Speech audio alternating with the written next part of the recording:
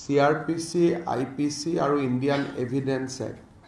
এই তিনিওখনৰ পৰিৱৰ্তে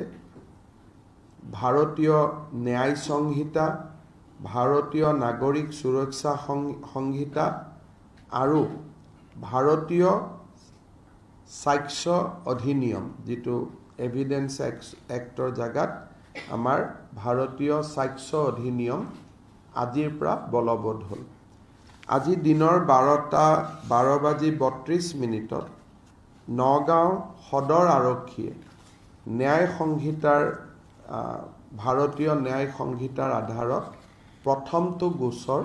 ৰুজু কৰিছে আৰু যোৱা নিশা 12 বজাৰ পৰাই আমি IPCৰ অধীনত কেছ ৰেজিষ্টাৰ কৰা আমি বাদ দিছোঁ আৰু আমি ভাৰতীয় ন্যায় সংহিতাৰ আধাৰত কেছ ৰেজিষ্টাৰ কৰা আৰম্ভ কৰিছোঁ আৰু অসমত ফাৰ্ষ্ট কেছটো আমি 12:32 বিয়লি আমি ৰেজিষ্টাৰ কৰিছোঁ নগাঁও আৰক্ষী থানা। ইতিমধ্যে ন্যায় সংহিতাত বহুবিলাক পজিটিভ কথা আছে, 0 FIR, EFIR, যিবিলাক ৰাইজে বিচাৰি আছিলে ভাৰতীয় ন্যায় সংহিতা আৰু আমাৰ যেটো CRPCক আমি ৰিপ্লেস কৰিছোঁ নাগৰিক সুৰক্ষা সংহিতা দি, ইয়াতে EFIRৰ পৰা ফৰেনসিক এভিডেন্স এই গোটেই কথাবিলাক আমাৰ ইয়াত অন্তৰ্ভুক্ত হৈ আছে আৰু ইয়াত বহুতবিলাক ভাল কথা আছে। কিন্তু এই ন্যায় সংহিতাত অসমৰ সৈতে জড়িত এটা বিশেষ বিন্দু বা বিশেষ ক্লজ আমাৰ বাবে অত্যন্ত গুৰুত্বপূৰ্ণ। আপোনালোকে জানে যে যোৱা এটা বছৰৰ পৰা বা 1.5 বছৰত আমি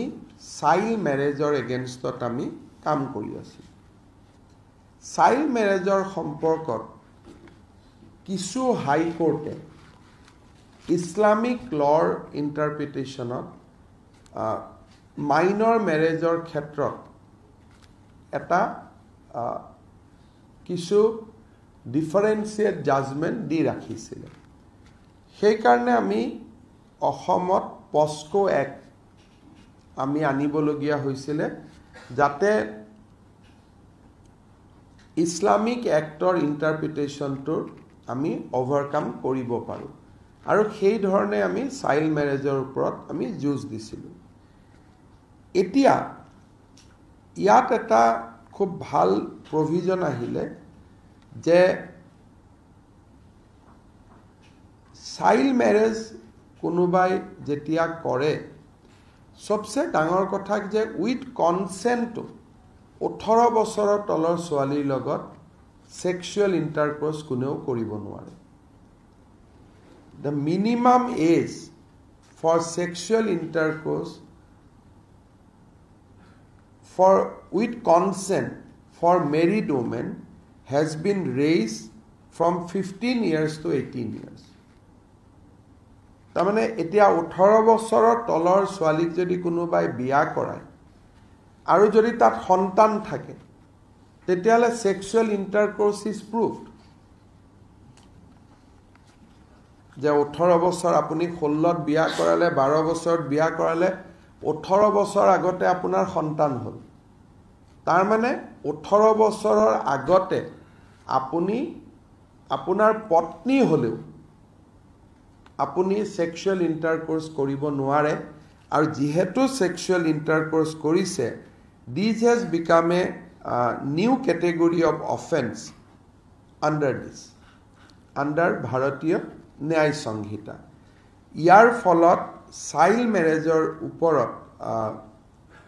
আমি বহুত কাম কৰিব পাৰিম আৰু ন্যায় সংহিতাত কোৱা হৈছে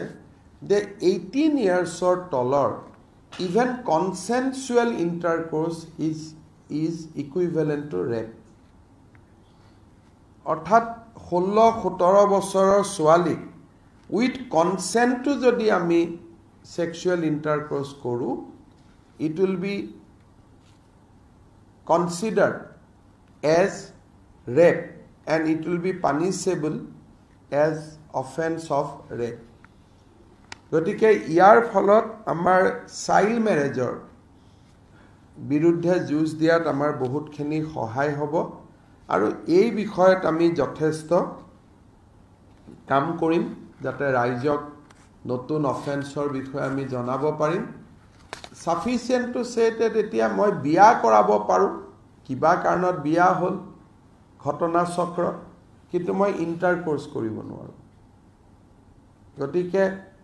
চাইল্ড মেৰেজৰ লগত 18 বছৰ তলতটো prohibited আছে পানিশমেন্ট কম আছিল 3-4 years কিন্তু যেতিয়া আপুনি child marriage with sexual intercourse it will become a rape ধৰ্ষণৰ গোচৰত তাক আমি তদন্ত কৰিব পাৰিম আৰু আদালতে শাস্তি দিব পাৰিব ইয়াৰ উপৰিও ন্যায় সংহিতাত যেনেকৈ আপোনালোকে বহুত সময়ত দেখা পায় যে বেয়া কাম কৰিবৰ কাৰণে শিশুক জড়িত কৰোৱা হয় কাবাক থ্ৰেটনিং দিবৰ কাৰণে শিশুক ব্যৱহাৰ কৰা হয় ইয়াক ন্যায় সংহিতাত অফেন্স বুলি লোৱা হৈছে আৰু ভিক্টিমক এফআইআৰৰ কপি দিয়া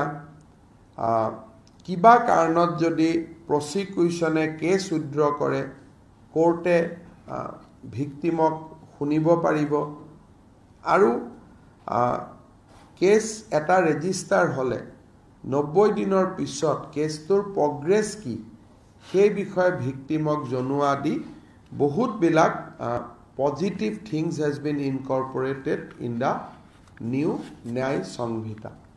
অসমৰ কনটেক্সটত আমাৰ চাইল্ড মেৰেজৰ ওপৰত যুঁজ দিয়াৰ কাৰণে আমি বহুখিনি এই নতুন নাগৰিক সংহিতাৰ কাৰণে আমি বল পাম